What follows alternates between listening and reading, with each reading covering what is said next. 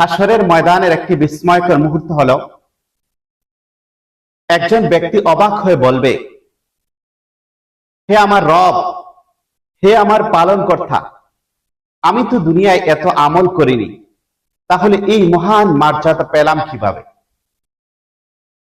তখন তাকে বলা হবে, এটি কেবল তোমার নেককার সন্তানের দোয়া ও ইস্তেগফারের বরকতে। এটি কেবল তোমার নেককার সন্তানের দোয়া ও ইস্তেগফারের বরকত। সে তোমার জন্য আল্লাহর কাছে ক্ষমা প্রার্থনা করত এবং দোয়া করত। তাই সন্তানকে শুধু দুনিয়াবী সফলতার জন্য নয়, আখিরাতের সফলতার জন্য গড়ে তুলুন। কারণ আপনার মৃত্যুর পরেও নেককার সন্তান হতে পারে আপনার জন্য অবিরাম সওয়াবের উৎস। নেককার সন্তান হতে পারে আপনার জন্য অবিরাম সওয়াবের উৎস। তার নেক আমল, দোয়া ও ইস্তেগফার আল্লাহর রহমতে আপনার মর্যাদা বৃদ্ধি করতে পারে।